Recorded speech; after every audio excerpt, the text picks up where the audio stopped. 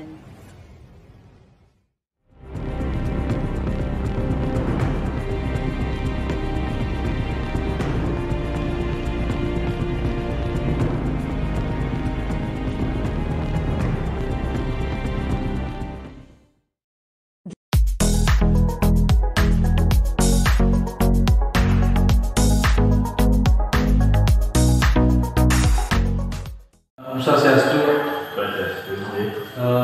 Sebelumnya saya ucapkan terima kasih karena atas kesediaannya atau Bapak bisa meluangkan waktu.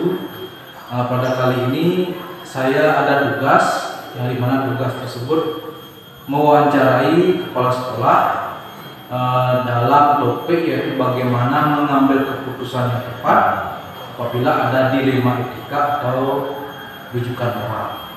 Seperti itu. Langsung saja Pak, yang ingin saya tanyakan pada kali ini, selama Bapak bertugas, tentunya banyak terjadi atau banyak mendapat kasus-kasus banyak mendapat kasus yang dimana kasus tersebut pasti membutuhkan keputusan yang tepat, dan kasus tersebut tentu ada yang termasuk di etika dan juga ada yang termasuk rujukan moral.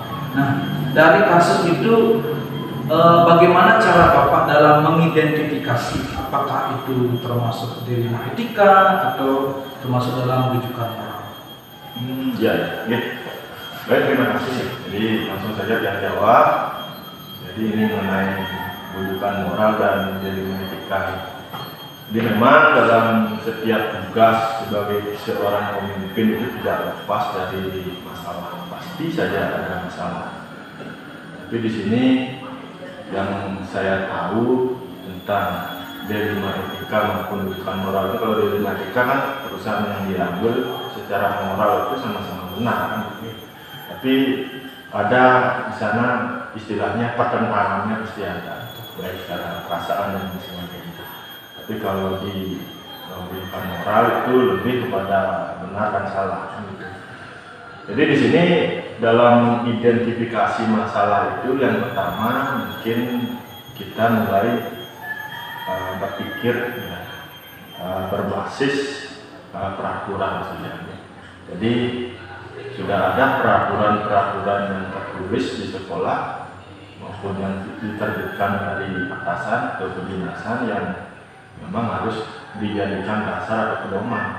Itu saja, kita kalau sudah berbasis peraturan yang kita jadikan patokan, jadi masalah-masalah apapun itu pasti akan selesai karena kita basisnya peraturan. Kemudian ada namanya berpikir berbasis akhirnya. Jadi akhirnya kita akan pertimbangkan dulu akhir yang baik apa buruk nanti yang akan kita terima. Jadi akhirnya ini diupayakan bisa tidak merugikan satu pihak. Jadi supaya keputusan itu bisa diterima semua pihak. Seperti itu. Dari sekian yang sudah Bapak lakukan terkait dengan pengambilan keputusan tersebut, prosedur atau langkah-langkah yang selama ini Bapak gunakan itu seperti apa? Jadi kalau kalau ditanya prosedurnya, langkah-langkahnya, pertama pasti ada tahap identifikasi. Identifikasi masalahnya, besar kecil masalahnya. Kemudian yang kedua, siapa yang terlibat di dalamnya, gitu ya.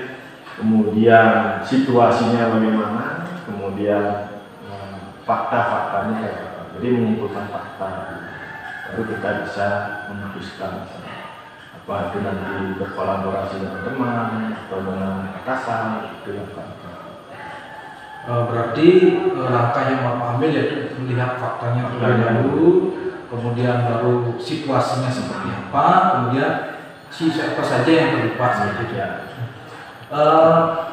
Dari sekian langkah itu dan dari dalam berbagai kasus yang sudah Bapak temui, hal apa yang Bapak rasa paling efektif dalam membuat sebuah keputusan itu?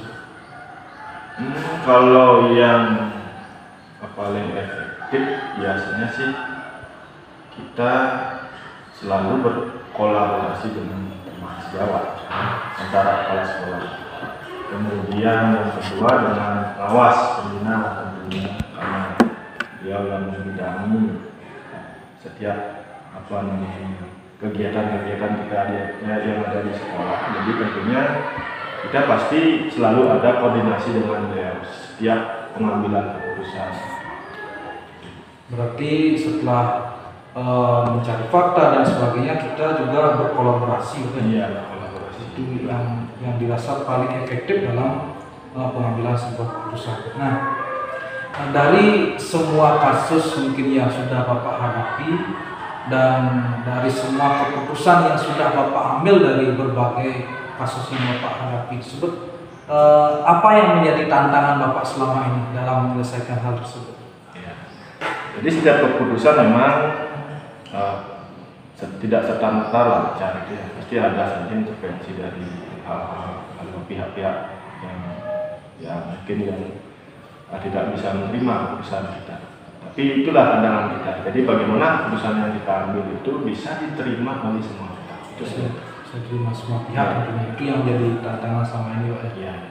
Nah, dalam mengambil keputusan tersebut, apakah Bapak mempunyai jadwal tertentu atau Bapak bisa memutuskan suatu keputusan tersebut secara langsung, atau kita perlu waktu dalam mengambil keputusan tersebut? Ya, pertamanya keputusan itu harus diidentifikasi dulu masalahnya, Pak. Ya.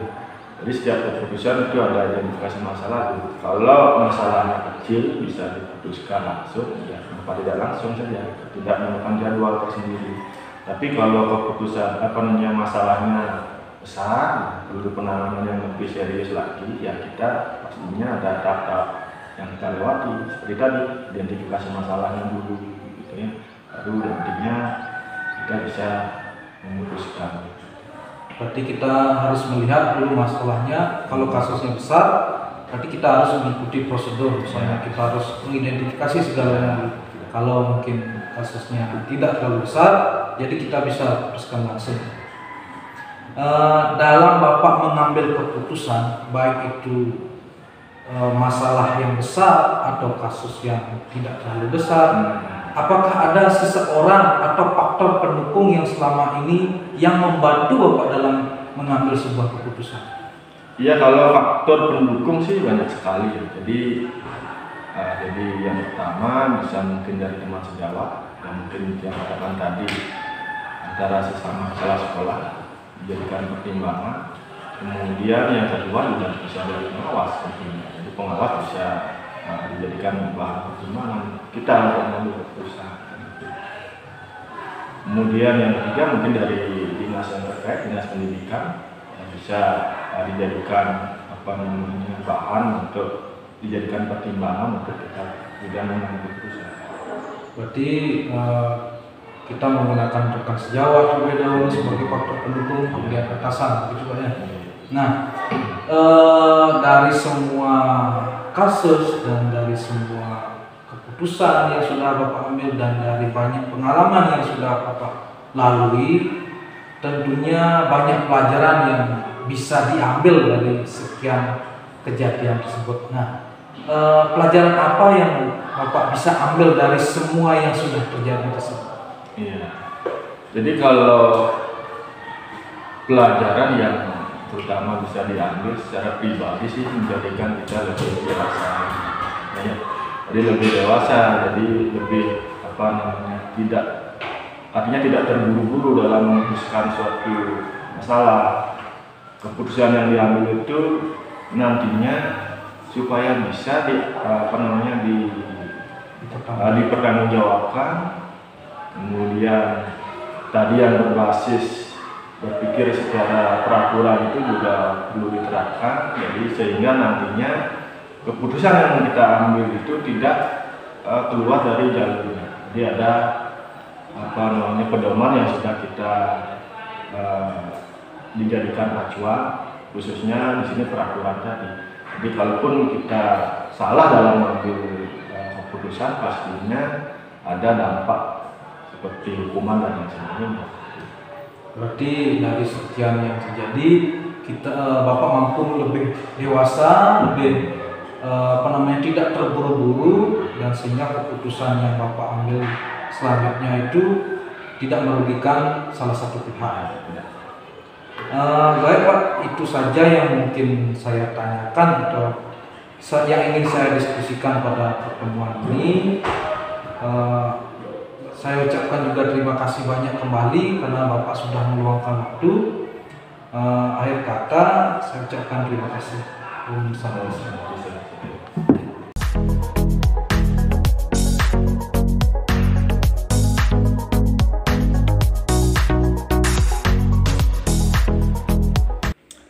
Om Swastiastu Pak Gede. Om Swastiastu Pak. Hari ini saya ingin minta waktu Pak Gede sebentar terkait dengan adanya tugas dari calon guru penggerak. Adapun tugas itu yaitu bagaimana pengalaman nanti Pak Gede selaku kepala sekolah untuk menentukan sebuah keputusan terkait dengan kasus-kasus yang terjadi di sekolah. Langsung saja Pak Gede. Adapun yang ingin saya tanyakan, yang pertama, tentu saja Pak Gede selama ini sudah banyak menemukan kasus-kasus yang tentu memerlukan keputusan yang tepat pada waktu Pak Gede melaksanakan tugas sebagai kepala sekolah. Nah, dari berbagai kasus tersebut, bagaimana cara Pak Gede dalam mengidentifikasi apakah kasus itu termasuk dalam dilema etika atau termasuk dalam rujukan moral? Baik Pak Putu, jadi gini Pak Putu, memang kita sebagai warga sekolah banyak sekali sebenarnya mengalami kasus-kasus ya. Jadi bahkan ketika di awal saya diangkat sebagai kepala sekolah pun masih banyak sampai kasus sampai sekarang. Jadi bukan hanya kasusnya ini sebagai pemimpin sekolah Pak Putu, tapi juga sebagai pemimpin pembelajaran itu ya. Nah, untuk mengidentifikasi kasus-kasus itu, biasanya saya itu memetakan kasus-kasus itu dari awal. Yang pertama yang saya lakukan biasanya adalah menggali dulu fakta-fakta apa sih yang terdapat dalam kasus tersebut, kemudian menggali siapa-siapa yang terlibat di dalam kasus tersebut. Nah, ketika dalam menggali fakta-fakta itu, ternyata ditemukan bahwa kasus-kasus tersebut adalah mempertentangkan antara sesuatu yang benar, nilai-nilai keyakinan yang benar melawan kebenaran, tapi saya memetakan itu menjadi kasus dilema etika. Tetapi ketika saya sudah ada prosedur atau langkah-langkah pengambilan keputusan itu, ternyata ada suatu kasus yang melanggar suatu norma, melanggar suatu etika, atau bahkan tidak sesuai dengan intuisi saya sebagai manusia atau tidak sesuai dengan nilai-nilai universal, maka saya menggolongkan kasus tersebut ke dalam rujukan moral. Kira-kira begitu. Jadi prosedur yang Bapak lakukan selama ini adalah menentukan siapa yang terlibat, betul ya. Kemudian situasinya seperti apa, kemudian mengumpulkan fakta-fakta tentunya apa yang sebenarnya yang terjadi sebenarnya di dalam kasus tersebut. Dari sekian pengambilan keputusan yang sudah Pak Gede lakukan selama ini dalam menghadapi kasus-kasus, hal apa yang menurut Pak Gede paling efektif dalam mengatasi kasus-kasus yang sudah Pak Gede alami selama ini? Di prosedur pengambilan keputusan itu kan tadi ada menggali unsur-unsur atau pihak-pihak yang terlibat di dalam kasus tersebut. Jadi barangkali ketika sudah tahu siapa saja yang terlibat dalam suatu kasus tersebut, sehingga kita itu sebagai kepala sekolah sangat mudah untuk melakukan pendekatan dan koordinasi Pak. Jadi saya rasa itu yang paling efektif, melakukan pendekatan, melakukan koordinasi, sehingga nanti dapat menghasilkan suatu keputusan yang memang diterima oleh semua pihak. Jadi yang sudah Pak Gede lakukan yaitu berkoordinasi, kemudian menentukan kasus ini apakah termasuk kasus yang besar atau termasuk kasus yang lebih kecil dan seperti itu ya. Nah, dari pengambilan keputusan itu apa yang menjadi tantangan selama ini Pak Gede? Tantangan yang menjadi tantangan dalam suatu kasus itu, kita membuat suatu keputusan itu kan memang pada dasarnya tidak bisa menyenangkan semua orang, gitu ya. Akan tetapi ketika kita mengambil keputusan, tantangannya itu adalah di situ, tidak bisa menyenangkan semua orang, sehingga membuat keputusan yang menyenangkan semua orang itulah tantangannya. Jadi memang itu sebuah masalah bagi kita bersama. Barangkali dalam pengambilan keputusan itu kita mencari win-win solution lah. Jadi walaupun tidak menyenangkan semua orang, tetapi kebanyakan orang akan senangkan gitu kira-kira. Berarti yang menjadi tantangan selama ini adalah bagaimana keputusan itu tidak merugikan salah satu pihak, gitu ya. Nah, dalam membuat sebuah keputusan, apakah Bapak Gede punya jadwal khusus untuk membuat sebuah keputusan tersebut, atau Pak Gede langsung membuat sebuah keputusan terhadap masalah atau kasus yang Pak Gede hadapi selama ini? Kalau itu sih kita klasifikasikan berdasarkan jenis kasusnya, betul. Kalau kasusnya itu dirasakan urgent atau UGD gawat darurat, atau memang kasus yang memang perlu segera diselesaikan, itu akan selalu ditindak secepatnya. Jadi tidak ada jadwal khusus. Tetapi memang kalau kasus-kasus yang masih kita bisa bicarakan, kita bisa analisis, kita bisa carikan solusi, nanti setelah rapat rutin Dewan Guru, di situ nanti akan ada pembicaraan terkait kasus-kasus yang memang bisa diselesaikan di kemudian hari. Jadi kita klasifikasikan dulu kasusnya. Kalau bersifat urgent kita putuskan langsung. Tapi kalau masih ada waktu kita koordinasikan dulu, seperti itu, Pak Gede.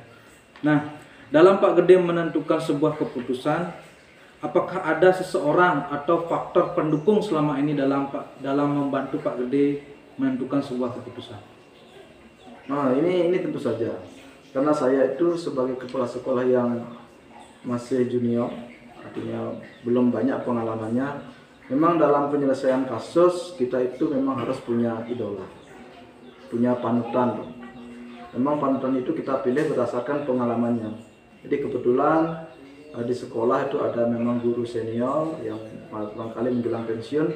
Jadi selalu saya itu meminta pertimbangan, kemudian masukan dari guru senior tersebut, sehingga kasus-kasus ini memang ada pertimbangan-pertimbangan berdasarkan pengalamannya dari seorang idola dan seorang panutan.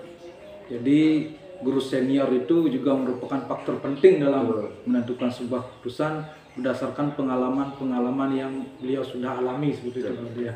Nah, dari kasus yang sudah Pak Gede lalui dan bagaimana Pak Gede mengambil sebuah keputusan tersebut, tentu itu merupakan pelajaran yang berharga bagi Pak Gede selama ini. Nah, pelajaran apa yang Pak Gede rasa penting sekali selama Pak Gede menghadapi kasus-kasus dan dalam mengambil keputusan tersebut? Pelajarannya ada 3. Yang pertama, setiap keputusan yang dibuat itu tidak untuk menyenangkan semua orang, tidak untuk menyenangkan semua orang, tetapi kita berupaya untuk menyenangkan kebanyakan orang. Itu yang pertama. Kemudian yang kedua adalah bahwa keputusan-keputusan tersebut kita harus berani mengambil secara cepat, tangkas, dan tegas. Kemudian pembelajaran yang ketiga, suatu keputusan dari setiap kasus yang ada itu tidak bisa kita prediksi penyelesaiannya, dan akan merasa sangat puas apabila penyelesaiannya itu pada opsi trilema. Jadi opsi trilema itu artinya memang kasus-kasus itu penyelesaian tidak kita pikirkan sebelumnya, tetapi begitu mengalir ada sebuah opsi di luar pemikiran kita yang menjadi sebuah penyelesaian yang sangat baik untuk kita bersama. Barangkali itu. Luar biasa sekali pengalaman Pak Gede. Nah, menjadi pelajaran juga bagi saya selama ini atas pengalaman yang sudah Pak Gede bagikan kepada saya. Nah, akhir kata saya ucapkan terima kasih atas waktu yang sudah diberikan. Semoga apa yang Pak Gede bagi selama ini kepada saya mampu saya terapkan di kemudian hari. Akhir kata saya tutup dengan para Santi. Om Santi.